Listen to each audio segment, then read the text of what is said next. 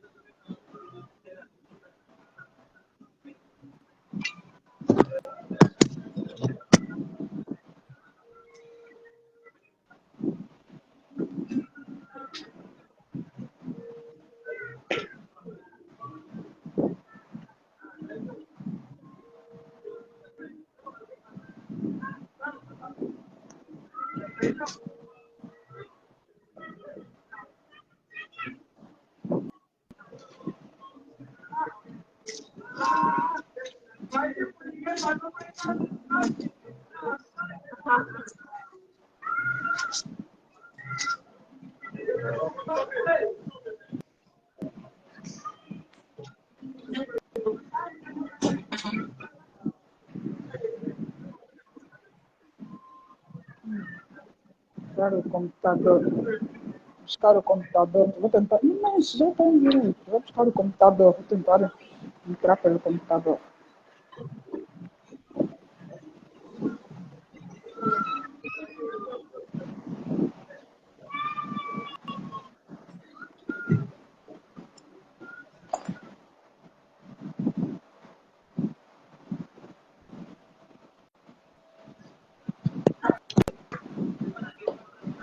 Espera.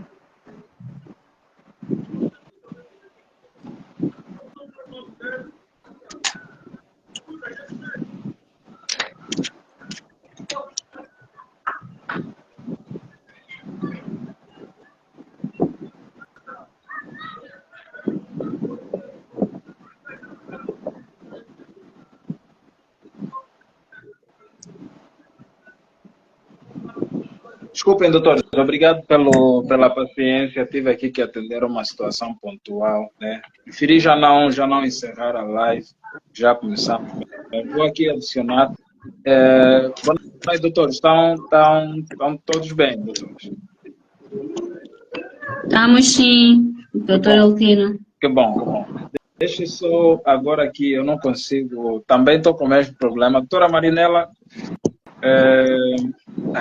todos os ecrãs aqui estão a abrir e eu não consigo ver ninguém, meu Deus. Eu não consigo ver nenhuma das doutoras aqui no telemóvel. Vá com calma. Vá com calma. Vais conseguir. Tá bem. Tá bem. Não, vou recorrer ao telemóvel aqui, doutora. Vou recorrer. Eu aconselharia, se os doutores tiverem outro dispositivo, um outro telemóvel ao lado, para quem tiver sem imagem, como é o meu caso no telemóvel, se tiver um telemóvel ao lado, podem utilizar para conseguirmos então acompanhar. Pronto, eu agora aqui já consigo ver. Okay, muito bem. Pronto, está aí a doutora Marinela, a doutora Ana e a doutora Cássia agora desapareceu. Pronto, se calhar aqui deve ser... Calma aí, vou ter que... Não encerra. Permanece mesmo aí. Se encerrar, poderá ter dificuldade em entrar. Doutora Marinela, pelo menos consegue me ouvir agora, doutora? Consigo ouvi-lo. Muito bem, só não consegue ver. Não, liguei Eu não no vejo computador nada também agora. aqui. Estou a ver. Sim, a doutora ligou. Liguei o meu computador agora e estou a ver todo mundo. Muito bem. Eu fiz o mesmo, doutor. Fiz o mesmo. Absolutamente o mesmo. Aqui no computador eu também consigo ver todos. Né? Doutora Ana, boa noite. Boa noite, doutora Altino. Ok, muito bem. A doutora pelo menos tem as imagens. Consegue ver todo mundo. Consigo ver a doutora Marinela e a doutora Altino. Ok, muito bem. E a doutora Ana está menos mal, né? E a doutora Ana que não teve no ensaio, agora está privilegiada, né? Nós estamos aqui com alguma dificuldade em ver todo mundo.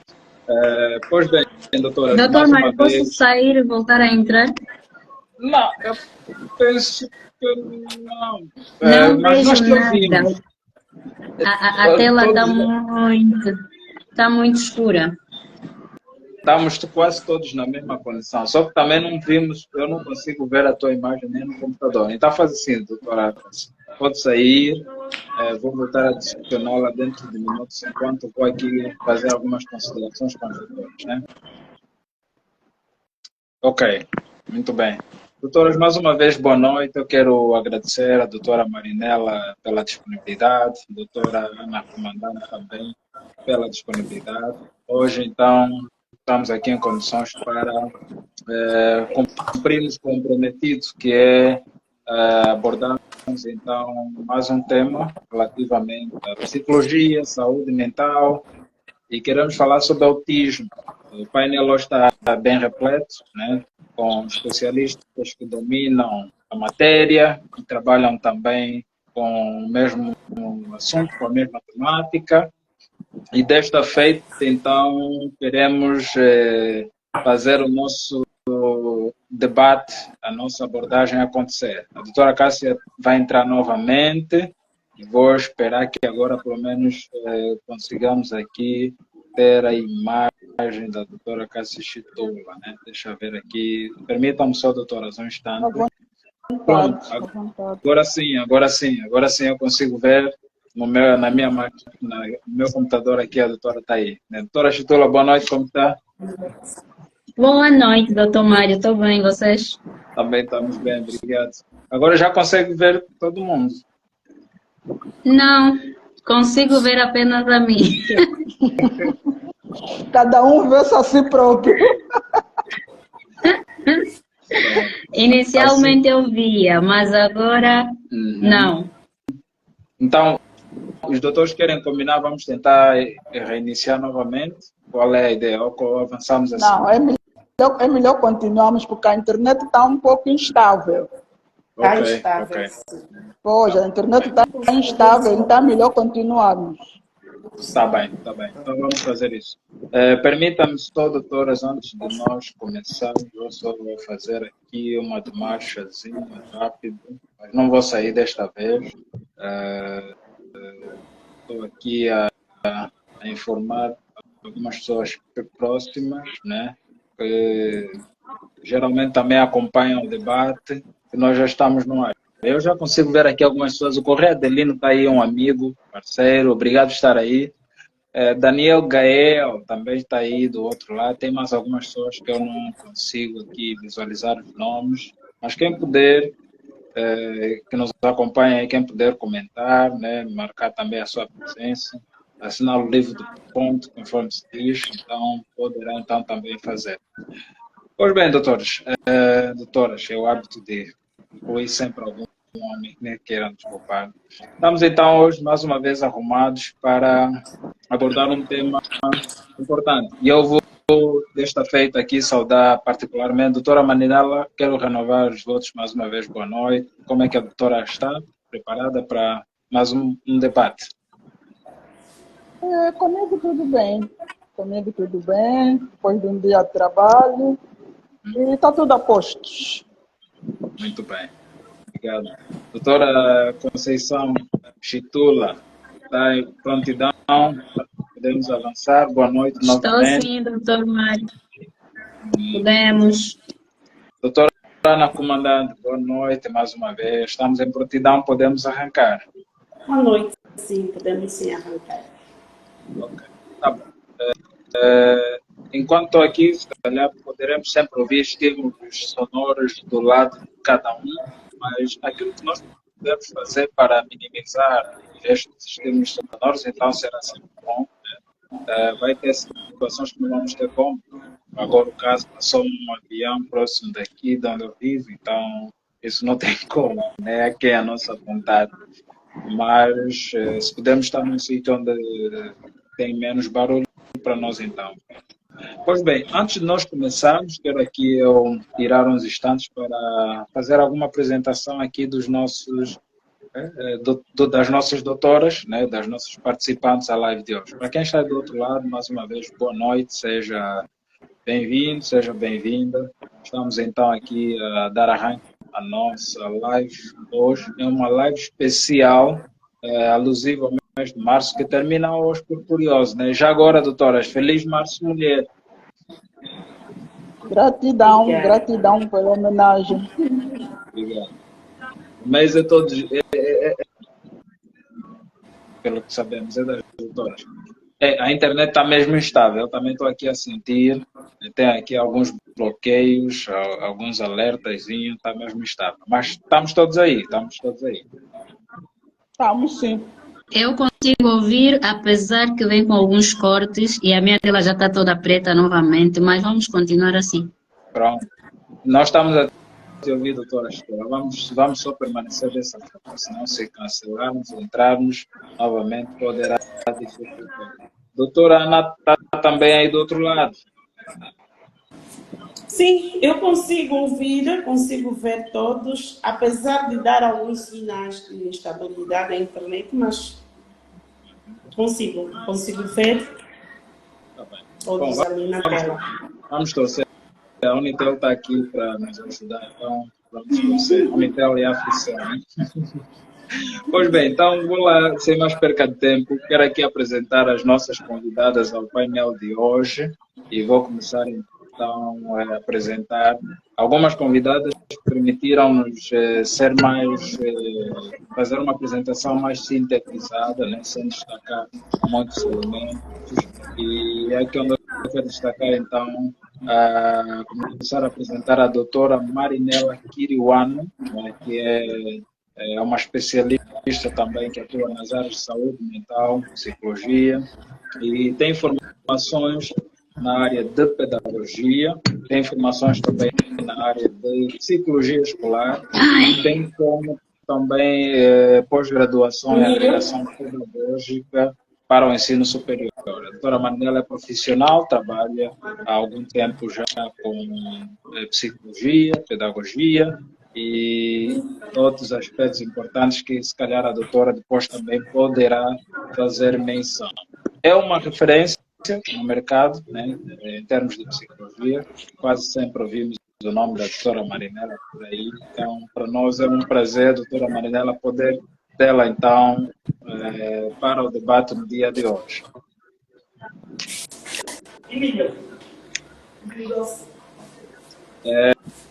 Pois bem, vamos então avançar. Temos aqui também a doutora Ana Comandante.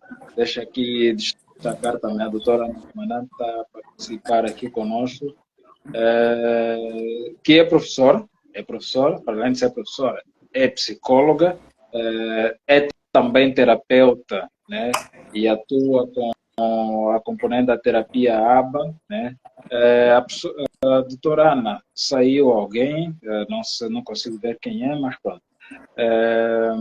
É professora de alunos neurodivergentes e neurotípicos, desenvolveu e implementou programas educacionais personalizados para alunos com necessidades especiais, com ênfase para o autismo, que é o nosso assunto de hoje. Psicóloga educacional, como já aqui falamos, atende alunos e famílias e recorrem à orientação, acompanhamento psicológico para maximizar o desempenho, bem como o bem-estar emocional de muitos alunos, de muitos estudantes. Acho que a doutora Ana teve aqui uma quebra no sinal e saiu dali. Não, a doutora Ana está aí, a doutora Chitula. Pois bem, doutoras, a doutora Chitula é profissional também, Conceição Chitula, atua com psicologia, tem também uma larga experiência neste ramo e está conosco então hoje também para participar do nosso debate. Então, prezadas doutoras, queremos mais uma vez agradecer e queremos então lançar aqui a palavra à doutora Marinela. Doutora Marinela, há um tempo que já vem trabalhando com as componentes do TEA, transtorno do espectro autista. Exato. Desde que entrei para o mundo da psicologia, como fez menção aqui, eu também sou professora e muita gente não sabe, mas eu tenho 36 anos de docência. Eu comecei a dar aulas com mais de 17 anos e como psicóloga estou há sensivelmente quase 8 anos. E é verdade que é o meu dia a dia trabalhar com crianças atípicas. É um desafio, mas vale a pena. Vale a pena. Ok, muito bem. Doutora Ana, como é que tem sido a experiência de trabalhar com crianças acometidas por este tipo de transtorno?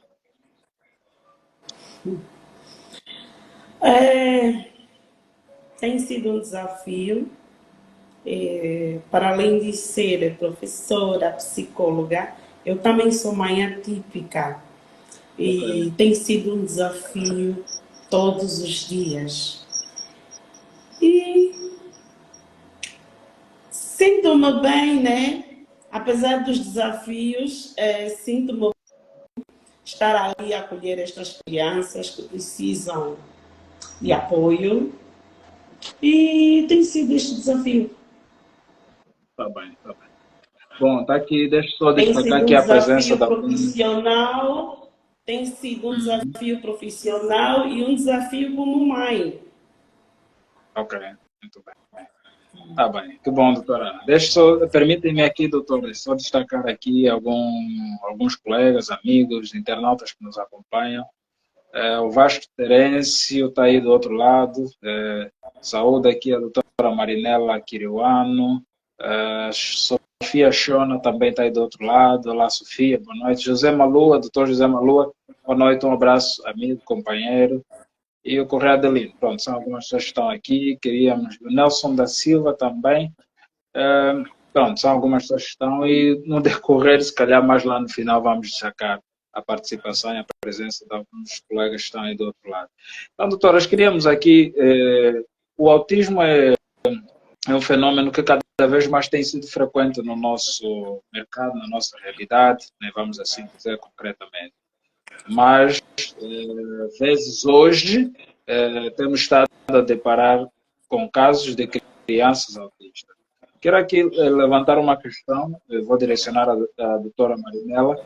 Bom, doutora Marinela, o que é que se passa? Será que o autismo sempre existiu ou agora, ou seja, sempre existiu e nunca teve tanta atenção, ou mesmo agora, fruto dos efeitos da globalização e outros fenômenos, é que realmente temos tido e temos constatado mais casos de crianças autistas?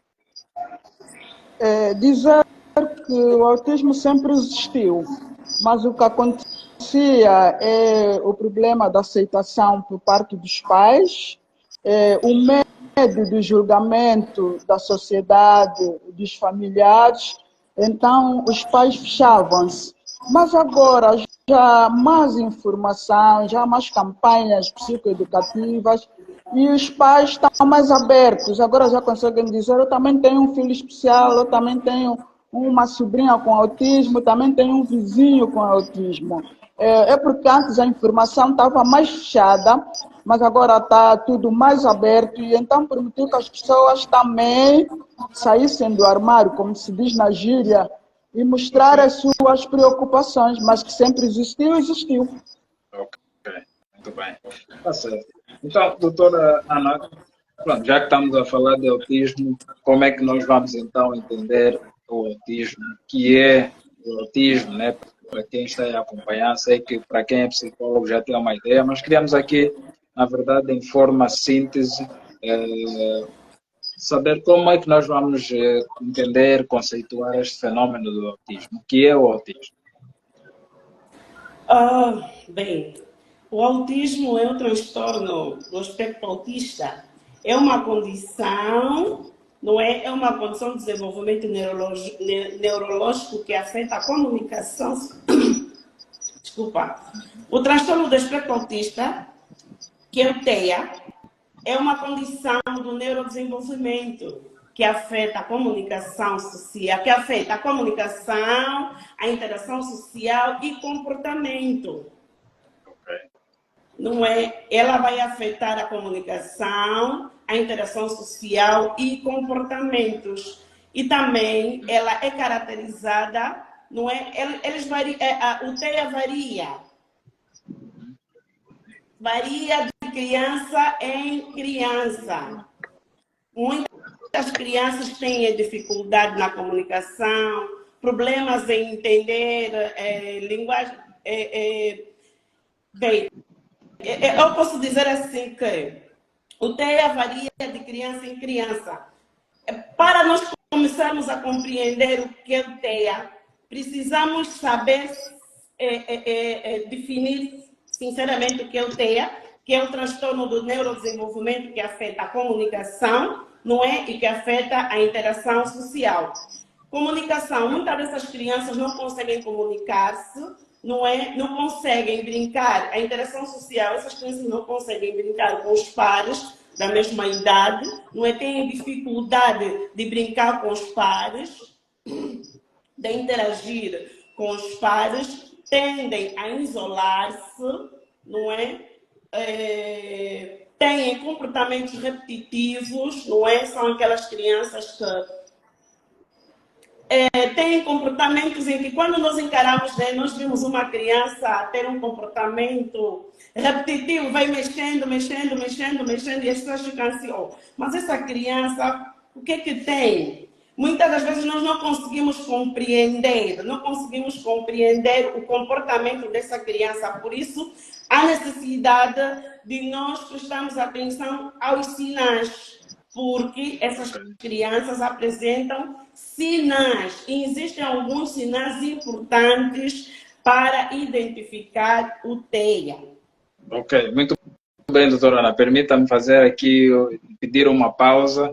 Queria também ouvir aqui a doutora Marinela relativamente a aspectos introdutórios sobre autismo, né? Como entender o autismo, se é uma questão que também podemos caracterizar como um problema de saúde pública ou apenas especificamente saúde mental, se é um problema mais ligado à componente psiquiátrica, a componente neuropsicológica, psicológica. Bom, doutora Marinela, quero também aqui ouvir alguma consideração com relação ao autismo.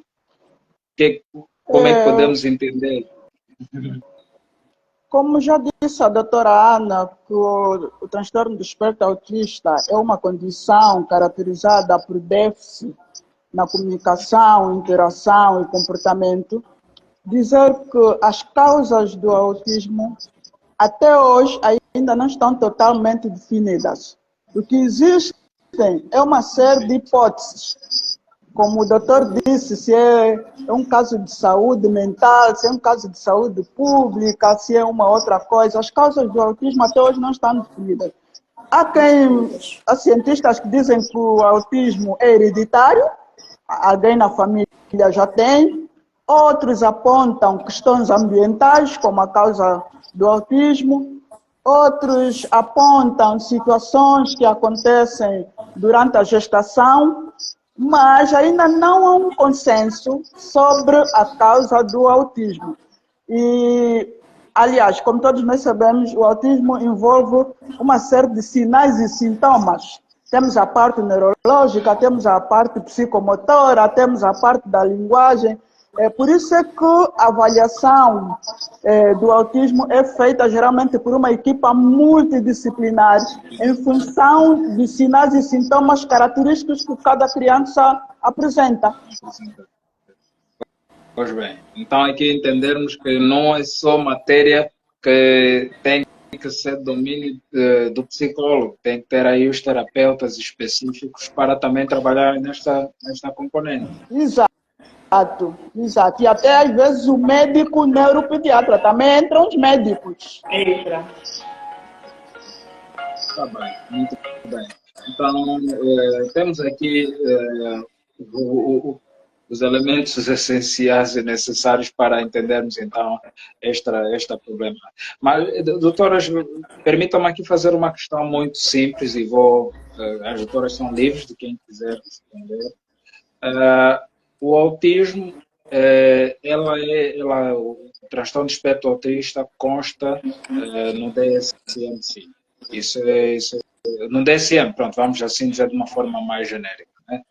E quais são, pronto, as características que nós podemos aqui identificar para o autismo? A doutora Ana e a doutora Marinela já estiveram a citar aqui algumas, mas queríamos dar mais ênfase agora, né, a alguns aspectos que nós podemos, então, prestar atenção como sinais para percebermos realmente alguma criança que esteja com um transtorno de espectro autista. Antes de mais, eu vou dizer que os sinais e sintomas, como a doutora Ana já disse, variam de criança para criança. O sinal mais comum é a criança autista não fazer contato visual. E mesmo até em bebês já existem sinais do autismo. Nós sabemos que quando um bebê está a mamar no seio da mãe, ele tem tendência a olhar para a mãe. Mas um bebê autista não faz contato visual mesmo quando está a mamar. Um outro sinal são o hiperfoco. Ele fica muito focado em coisas que brilham, em coisas que giram. Temos também um outro sinal, ele não responder a estímulos. Tu pode estar a chamar a criança, ele não está aí. Alguém pode beliscar ou qualquer coisa, a criança não reage. Temos também como sinal a hipersensibilidade ou hipossensibilidade. Quando falamos em hipersensibilidade, há crianças que não conseguem ficar em sítio com muita gente, outras não conseguem ficar em lugares com muita iluminação, outras não conseguem são hipersensíveis ao toque. Nós vemos aquela criança que tu estás a tocar, mas ele rejeita o toque, é hipersensível ao toque. E até também são hipersensíveis ao tipo de tecido que é feito a roupa. Eu vejo muitas mães a dizerem que o meu filho tira sempre a roupa, o meu filho tira sempre a roupa por fora andar nu. É o tipo de tecido da roupa da criança que lhe provoca hipersensibilidade. Nós sabemos que as roupas são feitas de algodão, de seda, de linho, etc. E muitas não se dão com algum tipo de tecido, também são hipersensíveis. E os pais não compreendem, pensam que o filho só está a despir a roupa. Não, está a despir a roupa por causa da hipersensibilidade ao tipo de tecido. É preciso ter em conta isso. Depois temos também como sinal o atraso na linguagem verbal. Bebês, crianças na primeira infância que não emitem um som, não balbucia. A gente pensa que essa criança é muda. Por isso é que eles têm muita dificuldade na interação social por causa da dificuldade de linguagem. Estes que eu mencionei geralmente são os sinais mais comuns e, como disse, variam de criança para criança. E temos também as estereotipias. Crianças que gostam muito de girar, crianças que gostam muito de bater em alguma coisa, crianças que gostam muito de ter um objeto na mão, um carrinho, ou papel, mas ele tem que ter sempre algum objeto na mão. Mas isto varia de criança para criança. Denominador comum são autistas, mas com características diferentes. Ok. Muito bem. Doutora Ana, queria também passar aqui a palavra, se calhar, para... Sim, quero aqui acrescentar que a minha colega disse bem verdade, que é necessário que as mães prestem atenção quanto aos sinais, porque hoje nós já conseguimos identificar muito mais cedo. Noutra hora era difícil porque tínhamos desconhecimento, mas agora já existem muitos psicólogos, muitos terapeutas a falarem. É bem verdade que na ausência da fala, né, criança com 18 meses já deve falar pelo menos 50 palavras. É preciso prestar atenção que uma criança com 18 meses já deve falar 50 palavras. De 2 anos, 200 palavras. 3 anos, aproximadamente 1000 palavras para se comunicar bem. Quer dizer, com 3 anos a criança já deve se comunicar bem. E também temos outro sinal que é o baixo interesse social. Eu já disse a princípio, não é? O baixo interesse social, em vez de brincar com os amigos, preferem ficar sozinhos. É necessário que os pais prestem atenção a estes sinais. E há crianças, que a doutora Marinela também disse, vou cá infantilizar, que têm apego aos brinquedos. Esta criança, tu compras um carro ou uma boneca, a tendência é de ficar com esta boneca e ir até passar a noite com a boneca ou carro. E muitas das vezes também é preciso prestar atenção no sinal. Quando nós demos os brinquedos às crianças, em vez da criança brincar de forma funcional, esta criança não brinca de forma funcional porque ela vai pegar o carro, não é? Normalmente a criança pega o carro, a tendência é de colocar e conduzir. Mas as crianças autistas, um dos sinais que apresentam é brincar com a roda do carro. Ela fica mais atenta na roda em relação ao manuseamento correto do carro. Então, esses são apenas alguns sinais e sintomas que nós falamos que os pais precisam ficar atentos.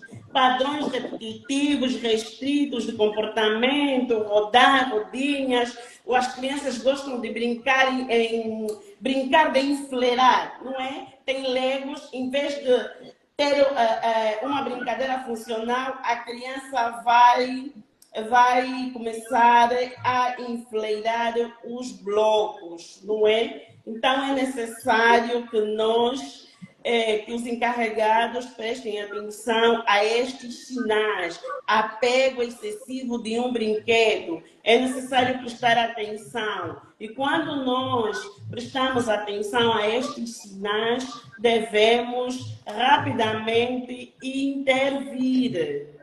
para que então não prejudique a criança futuramente. É por isso que nós estamos aqui para falar a importância do diagnóstico precoce no autismo. É necessário que os pais estejam atentos aos sinais que as crianças podem apresentar.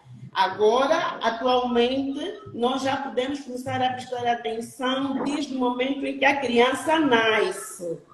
A partir mesmo do contato visual, a mãe já pode começar a prestar atenção. O choro excessivo também é um dos sinais. A criança muito calada também é um dos sinais. Significa que a criança não pode chorar muito e nem pode também ficar muito em silêncio. Eu consegui detectar ao meu filho, quanto mais novo, não é? Mas pronto, eu nem sequer tinha conhecimento. O meu filho era uma criança muito calma. Eu poderia dar banho de manhã e acordar às 10, 11 horas. E eu pensava que era tudo normal.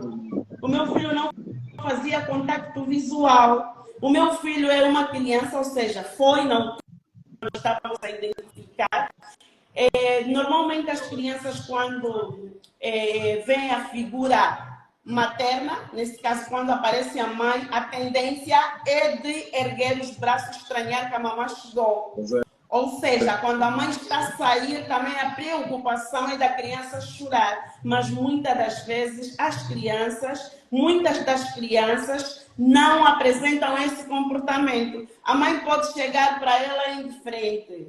Então, é necessário que os pais prestem atenção quanto aos sinais. Ok. Obrigado, doutora Ana. Então, doutora Marinela, podemos aqui perceber, e a doutora Ana também falou muito agora, que o autismo também afeta as emoções, a componente da afetividade da própria criança com a progenitora, com a mãe. Certamente, doutora. Exato, mas vou abrir aqui um parêntese. Apesar das crianças autistas terem um déficit na comunicação, nem tudo deve ser encarado como autismo. Tem que passar, como a doutora Ana disse, por um diagnóstico. Porque, por exemplo, uma criança que é filho único, não tem nenhuma criança com quem brincar, não brinca com o vizinho, os pais só conversam com ela vem comer, vem vestir. Esta criança não tem estímulo para a linguagem. E pode não desenvolver a linguagem. Não vamos logo dizer que ele é autista. Tudo tem que passar por um diagnóstico, conforme a doutora Ana disse. E nós, às vezes, vemos muitos casos, até às vezes, diagnósticos mal dados. Basta a criança não falar ou ficar calada, é autista. Não, tudo tem que passar por um diagnóstico. A doutora Ana falou bem. Mas também temos que ter em conta esta particularidade, que muitas crianças não desenvolvem a linguagem em função do meio onde vivem. Não há estímulo para a linguagem. Ela não brinca com ninguém, ela não sai para brincar com um amiguinho ao lado, os pais praticamente não conversam com ela e também isto causa um atraso na linguagem. Exatamente. Porque a criança está em fase de desenvolvimento e a maior parte das respostas que ela apresenta, do comportamento é aprendido, né? E isso lembra-me aqui o caso de um caso clínico que eu estive a acompanhar, né?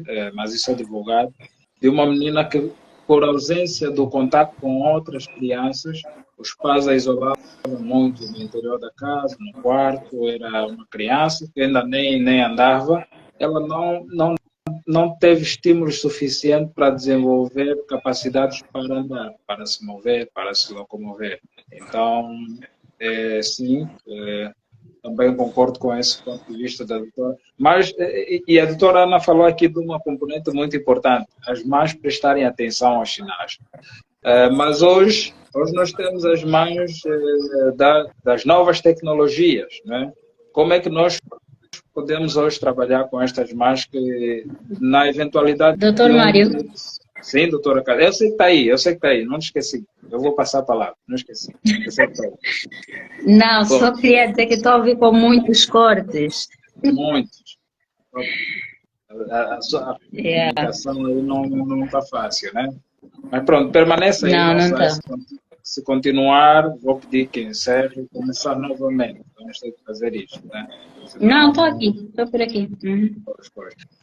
Então, eu queria saber aqui das doutoras como aconselhar as mães que, na eventualidade de um sinal, elas recorrem, ou seja, à internet e já chegam a essa conclusão e muitas vezes já vão procurar o especialista com o diagnóstico. Olha, meu filho está com este tipo de transtorno. Como é que as doutoras aqui podem aconselhar as mães, né? Queria ouvir a doutora Ana primeiro, né, se puder. Né? Não, dei a palavra a outra doutora que ainda não conversou. Nós já Não conversamos falou. muito. Dei a palavra. Tá bem, vamos lá, doutora Chitula. Eu já ia passar, Sim. mas está bem. Vamos lá, doutora Chitula. Passamos então a palavra, né? Doutora Manela tocou no ponto de erro, sim. Então, como aqui encaramos essas mães, como aconselhar, porque sabemos que em psicologia não basta apenas olhar para um sinal, um sintoma e caracterizar, não, o paciente está com este tipo de transtorno, está com este tipo de dificuldade, está com este tipo de perturbação, mas sim a prevalência dos sintomas. A doutora Stula está aí? Então, sim, doutor Mário. Pois. Então, queríamos lhe ouvir.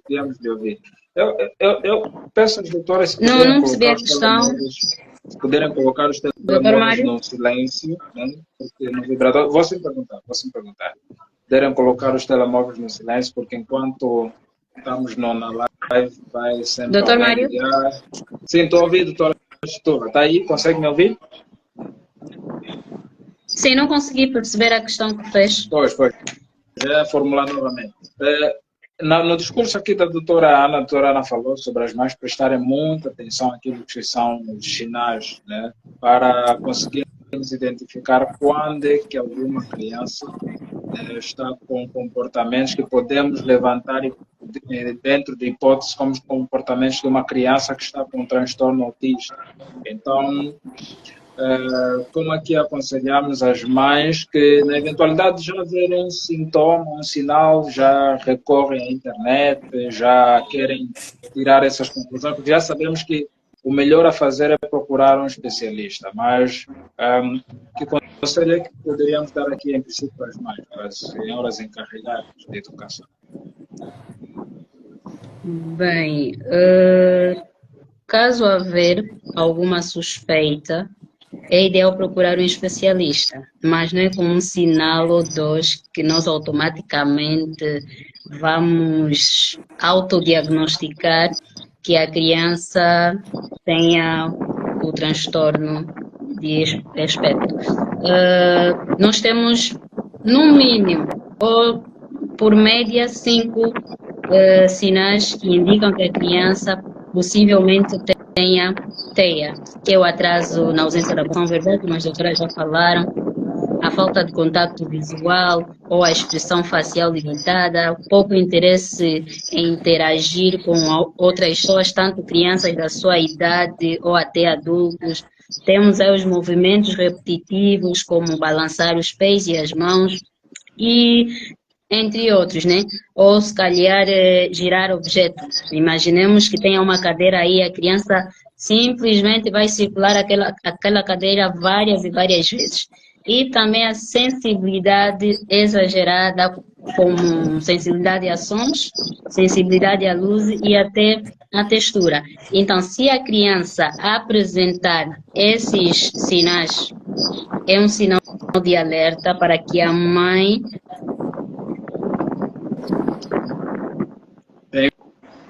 de forma urgente, né, sem isolar nenhum dos sinais que eu acabei de mencionar, como as doutoras já falaram há pouco tempo. E um dos especialistas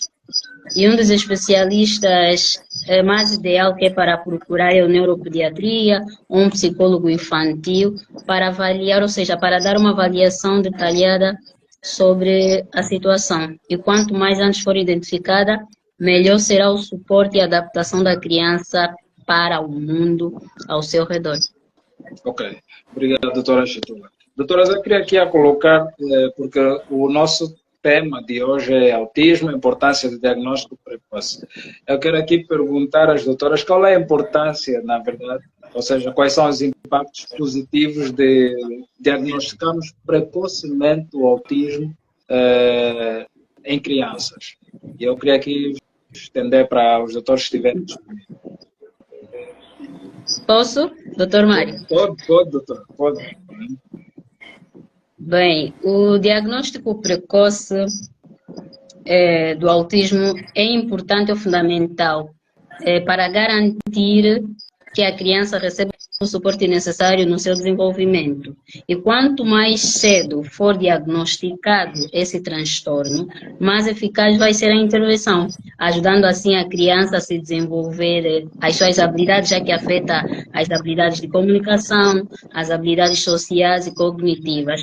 É essencial que este diagnóstico precoce seja feito para que o efeito do acompanhamento ou do tratamento seja com maior eficácia, porque quanto mais tarde for, também mais dificuldade terá no seu desenvolvimento futuro. Ok, muito bem.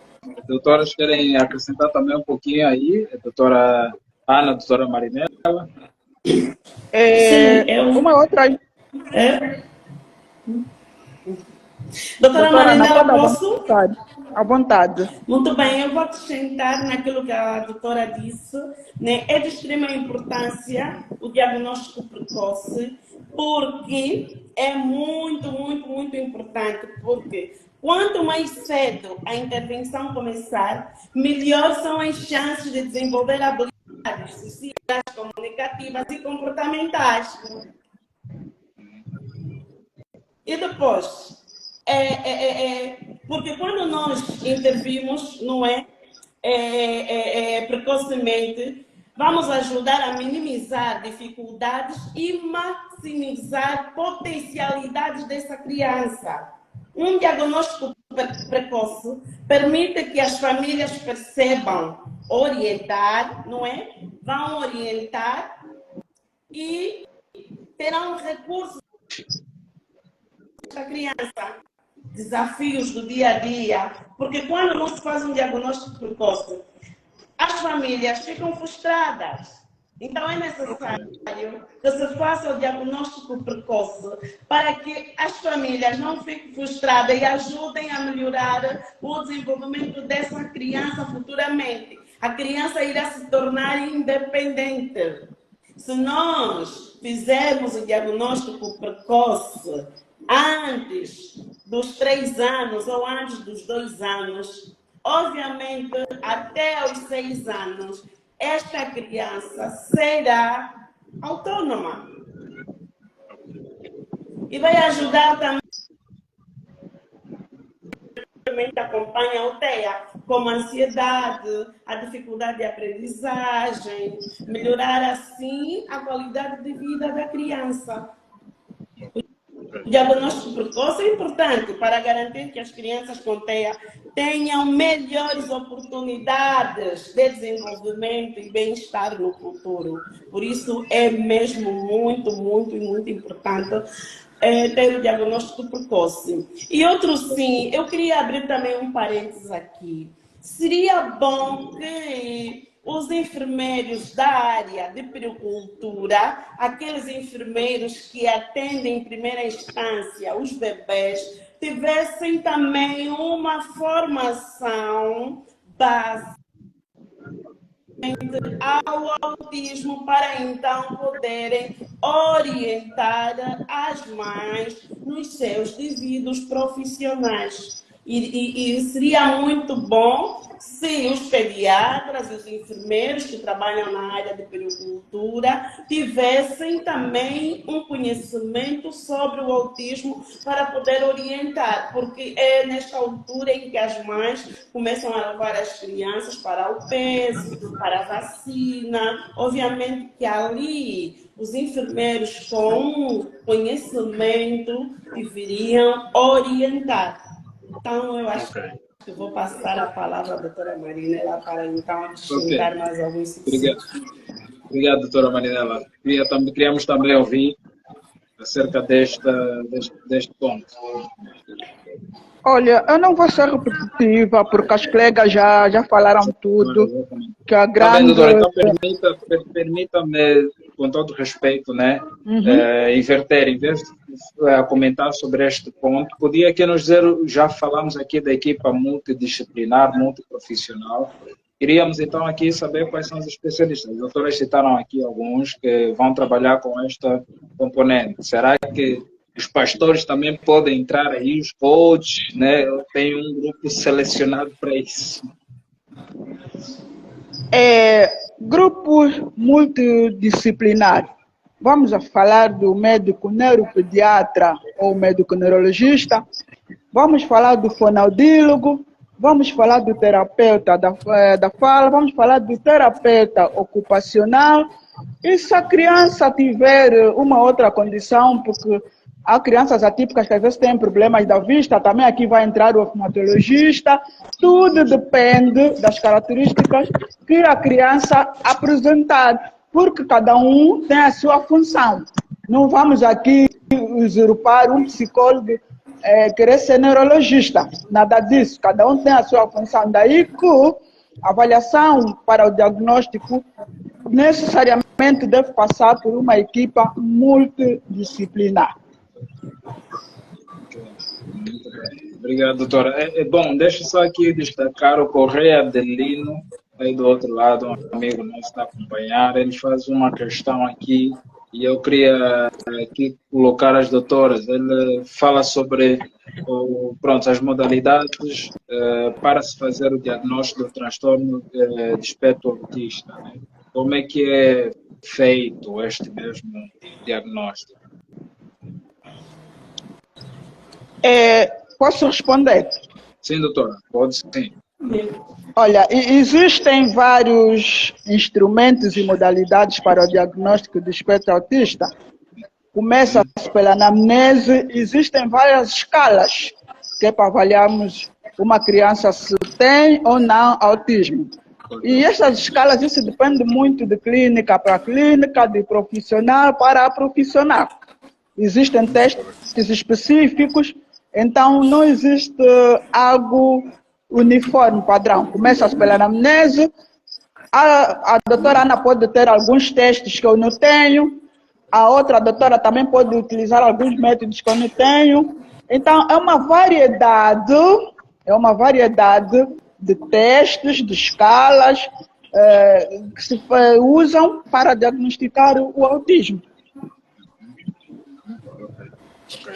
Muito bem. Doutora, está bom, eu agradeço, né? Eu vou controlar aqui o tempo, acho que temos mais 8 minutinhos e vou procurar não exceder por causa dos outros compromissos dos nossos doutores. Mas quero aqui colocar aqui ainda uma questão também, ou seja, duas últimas, né? A primeira vai que é a seguinte, doutora Ana, e queria mesmo ouvir o seu comentário relacionado a isso. As crianças acometidas com um transtorno de espectro autista, nem tudo é mal nessas crianças, né? Muitas vezes elas são identificadas com certas habilidades que muitas vezes as crianças normais, né, não têm. Queria que a doutora comentasse um pouquinho acerca disso. Tem constatado também isto, né, a que se deve, mais ou menos, a esta realidade que podemos contar, que temos estado a presenciar. Doutor, comigo? Sim, doutora Ana. Vou eu estava a ouvir com cortes e não consegui perceber melhor. Vou-se a formular. As crianças com este tipo de transtorno, muitas vezes são identificadas com certas habilidades do ponto de vista cognitivo, além de outras crianças. Às vezes não se nota isso a outras crianças. Já vimos casos, eu particularmente já contemplei casos de crianças que trabalham com navegação espacial, mas são autistas, crianças que trabalham com engenharia, mas estão acometidas deste mesmo transtorno. Então, queria saber, não é um mito, é uma realidade, não é apenas uma ficção, isso que se passa por aí? Bem, como dissemos, o autismo nem sempre compromete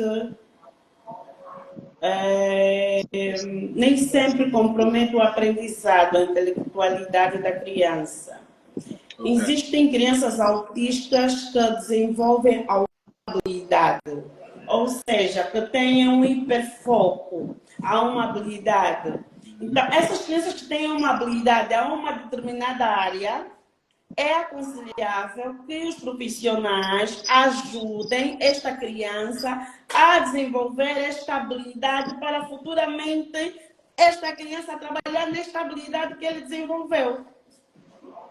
E crianças típicas, as crianças normalmente tem crianças atípicas que desenvolvem habilidades em relação às crianças típicas.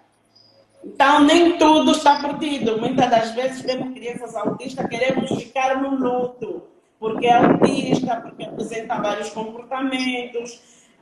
O que nós devemos fazer mesmo é arregaçar as mangas, ir ao profissional certo, orientações certas, descobrir qual é a habilidade que essa criança tem, para nós podermos trabalhar nesta habilidade para que possa lhe servir de suporte futuramente e possa ser que esta habilidade que essa criança tem será mesmo uma profissão no futuro. Por exemplo, nós temos um menino que passa sempre ali nas redes sociais, o Tó, é uma criança autista que já está com 23 anos. Ele desenvolveu muito a ginástica. Ele é muito bom em ginástica. E nós já estamos a contar com o Tó futuramente ser um personal trainer dos nossos filhos. Tanto é que a atividade física ajuda muito na criança autista para trabalhar o emocional, a ansiedade da criança. Então, nós já estamos a contar com o Tom. Existem também pessoas autistas que desenvolveram outras habilidades. Temos, por exemplo, o Messi, né? Ouvimos muito falar do Messi. Ele é um bom jogador, ele joga muito bem a bola. Então, o que nós devemos fazer? Nas crianças autistas nem tudo está perdido. Devemos aproveitar a habilidade que esta criança tem para desenvolver. Só que muitas das vezes os pais ficam distraídos, chorando, não é? Porque, lamentando porque tem esta criança autista, sem querer aproveitar o lado bom que essa criança tem, explorar a habilidade que essa criança tem. É muito importante explorar as habilidades que a criança demonstra para trabalhar nesta habilidade, se tornar um profissional. Tá bem, e queria mesmo aqui continuar, doutora Ana, queria ouvir, por exemplo, as famílias vão para o diagnóstico, né? Imagine que a mãe já notou que o filho tem algum sinal, ou 5 sinais, conforme dissemos aqui, que apontam que a criança está com o transtorno de espectro autista. As famílias vão para o diagnóstico. Após o diagnóstico, qual é o papel que a família poderá ter depois do profissional identificar que, pronto, a criança tem um transtorno? Qual é o papel da família neste processo todo de pronto, orientação, aconselhamento, terapias? Como é que a família se deve proceder? Queríamos aqui ouvir a doutora para já também estamos mesmo a encerrar, né? Olha, é muito importante o papel da família neste processo todo. Não é fácil, na verdade não é fácil, quando se descobre o diagnóstico, para dizer que também nós não podemos só trabalhar com esta criança após o diagnóstico. Sempre que nós identificarmos os sinais, podemos já ir a um profissional para poder nos orientar enquanto o diagnóstico é fechado de um dia para o outro. Mas quando o diagnóstico é fechado, ali vem o luto nas famílias, que não é fácil. Vem o processo do luto. Após esse processo do luto, as famílias apoiem os irmãos, os primos, os avós, fazem um papel crucial na vida dessa criança. Porque se nós continuarmos com luto, a criança sofre, não consegue desenvolver, porque nós vamos transmitir tristeza a esta criança. Então, o importante mesmo é apoiar as famílias que têm crianças autistas, porque hoje aconteceu comigo, amanhã pode acontecer com teu primo, pode acontecer com teu neto, pode acontecer com teu sobrinho, porque agora há muitos casos. Entretanto, é necessário dar o apoio necessário para essas famílias, para não se sentirem só, porque muitas das vezes a discriminação começa mesmo na família. Então, quero aqui passar o apelo à sociedade, a todos que estão a nos seguir, quando identificarem sinais como tal, não devemos nos afastar dessa criança, muito pelo contrário, devemos apoiar esta família, tudo que for necessário, nós devemos dar o nosso apoio. Se esta criança está a fazer terapia, é fundamental o papel do avô, da avó acompanhar a terapia, existe orientação parental, é necessário que toda a família esteja envolvida neste processo para melhor desenvolvimento desta criança. Porque se toda a família não estiver neste processo, aí retarda o desenvolvimento da criança. É necessário que todas as famílias apoiem, porque é necessário compreender esta criança. A mãe pode compreender e o pai não compreender e o avô muito menos. Então é necessário que esta criança se sinta acolhida. Ela tem que sentir, acima de tudo, um amor. E tudo com amor as peças se encaixam. É incrível que pareça, mas quando nós apoiamos, quando as famílias apoiam, as peças vão se encaixando aos poucos. É bem verdade que não é fácil, é muito trabalhoso, mas se as famílias estiverem ali a apoiar, as peças vão se encaixar. Pouco a pouco, encaixa-se. Ok. Muito obrigado, doutora Ana.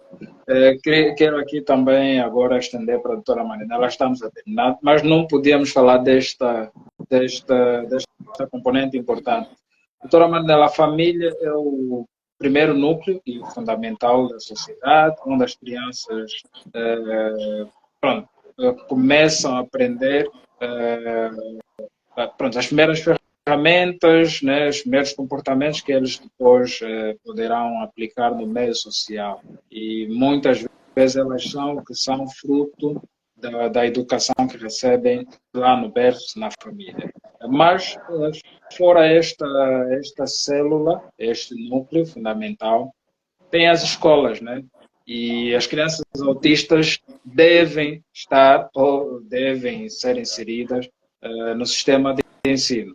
Doutora, queremos aqui ouvir um pouco como é que a escola pode se posicionar na eventualidade de lidar ou de se deparar com crianças que tenham transtorno de espectro autista. Como é que a escola pode se posicionar? É necessário que a escola tenha profissionais para poder trabalhar com estas crianças, porque não vamos colocar uma criança numa escola normal, vamos falar de inclusão e a escola não tem um psicólogo, não tem um terapeuta. Não estamos a fazer nada. Então é necessário que as escolas que tenham crianças atípicas tenham mesmo uma equipa multidisciplinar, se possível, porque eu vejo que muitas das vezes os proprietários das escolas fazem resistência para ter uma equipa multidisciplinar. Ele acha que o psicólogo tem que fazer tudo. Pois é. O psicólogo tem que fazer tudo. Ainda é viável que ele coloque um psicólogo escolar, um psicólogo clínico por causa do comportamento, se puder, um terapeuta ocupacional. Daí que eu vou abrir aqui um parênteses, eu peço aos meus homólogos que trabalham em escolas, trabalham em instituições de ensino, têm mesmo que apostar na formação para aumentar as nossas valências. Isso. Porque às vezes no nosso local de trabalho nós somos obrigados a fazer coisas que não são da nossa competência, mas a gente tem que aprender um bocadinho, pelo menos, para atuar naquele momento. E a doutora Ana sabe disso, ela é psicóloga, é professora, ela sabe disso. É importante que os gestores escolares se consciencializem que precisam de ter profissionais nas escolas para trabalhar com crianças, não só autistas, porque nas escolas não aparecem só autistas, aparecem pessoas com síndrome de Down, transtorno de déficit de atenção e hiperatividade. E muitas das vezes as escolas que não conseguem dar resposta porque a escola não tem um profissional. Então precisa-se de profissionais. Os profissionais vão trabalhar com a criança, vão trabalhar com os professores e também vão trabalhar com a família. Como a doutora Ana disse, a família tem que estar unida, mas muitas famílias também precisam de orientação. E uma escola com profissionais já ajuda. Olha, vocês têm que fazer consulta disso, têm que levar o menino aí, em casa tem que fazer. Então, mais do que nunca, tem que haver profissionais nas escolas para poder ajudar essas crianças. Sim, eu quero aqui estender para as doutoras estamos mesmo a encerrar. Estas crianças devem ter um acompanhamento a nível de ensino secular especializado ou podem, e já tivemos abordagem com a doutora Marinela no ensaio da vez passada, devem ter pronto, devem ser inseridos no sistema de ensino especializado ou podem, obviamente, estar com outras crianças num sistema mais inclusivo. Elas devem estar num sistema inclusivo. Sistema inclusivo, por quê? Porque isso vai ajudar na socialização, vai ajudar no desenvolvimento da habilidade. O colega Altino sabe que nós cá em Angola só temos uma única escola de ensino especial, que é a escola do Rangel, salvo erro. Existe uma outra em Benguela. A escola do Rangel já nem tem capacidade para albergar crianças, aquilo deixou de ser uma escola especial. Eu não aconselho pôr uma criança, tem que ser mesmo numa escola inclusiva, para ela ter contato, porque muitas dessas crianças, parece mentira, as famílias às vezes fazem muito barulho, porque meu filho é atípico, quer inclusão, quer inclusão. Muitas dessas crianças em casa não têm inclusão. Só estando na escola é que elas sentem o amor do professor, o amor do colega, o amor da vigilante. Então ela precisa estar numa escola normal. O essencial é que essa escola tenha profissionais e a criança aí vai desenvolver um bocadinho. Porque há famílias que eu dou os meus parabéns, apostam mesmo no auxílio ao filho. Mas há famílias que não estão nem aí, só fazem barulho na escola, como se diz, e em casa não vemos a inclusão. E então não sou da opinião que se ponha numa escola especializada, porque quando a escola é especializada, ele só vai ficar numa sala onde só tem autistas.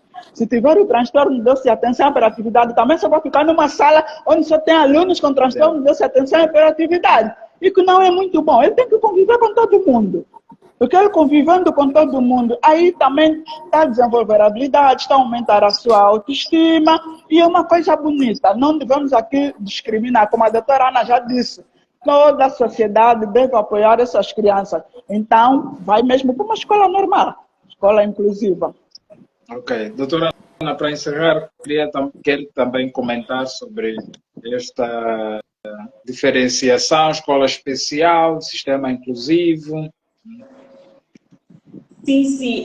Vou mesmo só acrescentar o que a doutora Marinela já disse. É aconselhável estas crianças estarem numa escola inclusiva. Mas a inclusão começa em casa, como a doutora Marinela já disse. Muitas das vezes, os pais, eu não vou dizer por falta de conhecimento, não é? Mas embora tem alguns pais que ainda estão no luto, não querem acreditar, não querem aceitar que a criança é autista, mas a inclusão deve começar em casa, para posterior à escola. A escola, os professores, também quero abrir um parênteses, que a doutora Marina ela falou do gestor escolar. É importante que os gestores escolares recebam essas crianças, mas que façam adaptação do currículo. Porque cada autista é uma criança.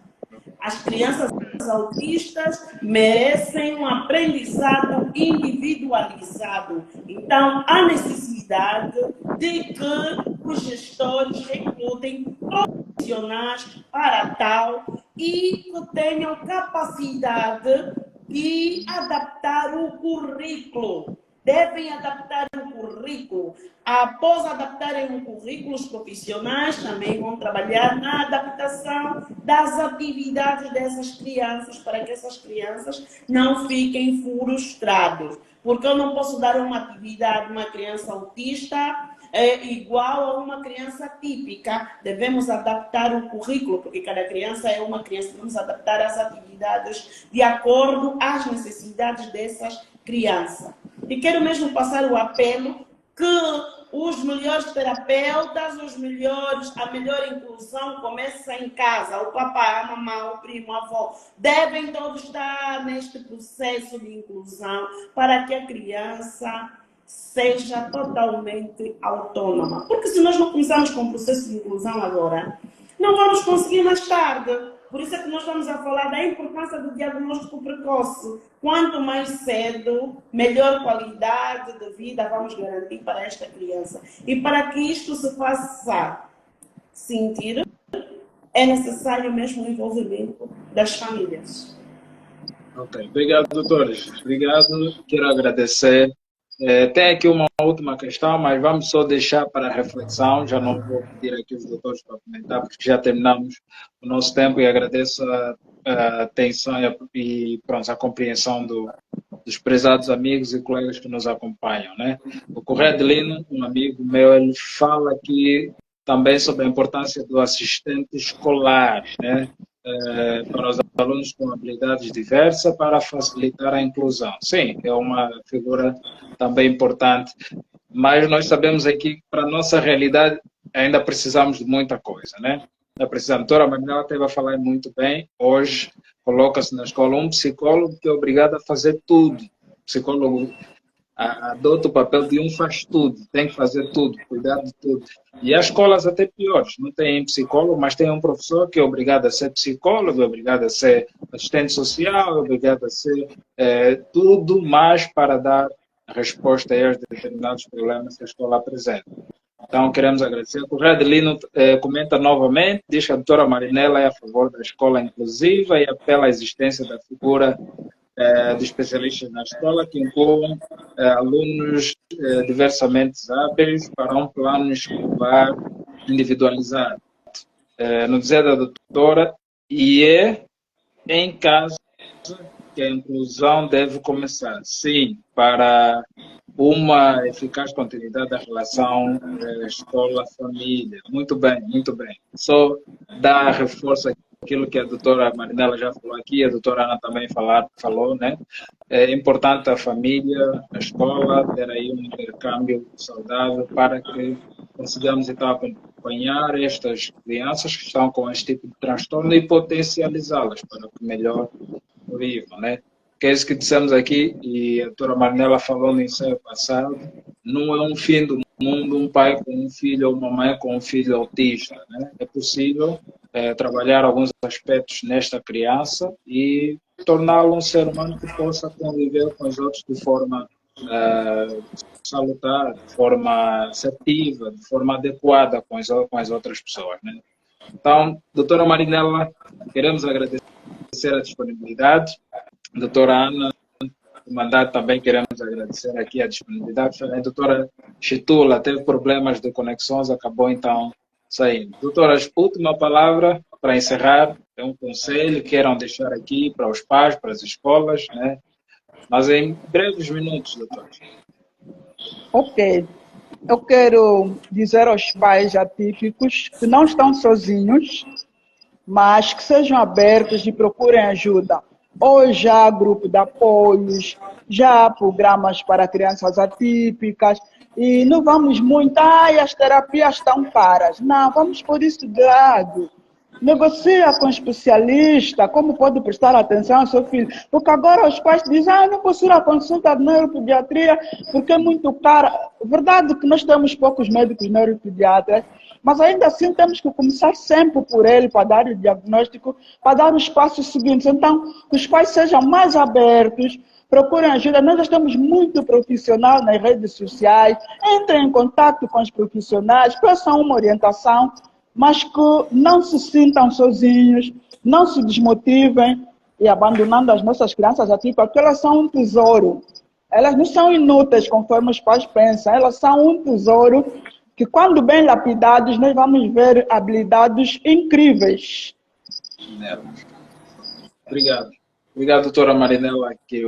Doutora Ana, comandante, último conselho, última palavra aqui aos encarregados, aos diretores, aos profissionais também. Eu vou passar o meu apelo à sociedade em geral para que não discriminem essas crianças, porque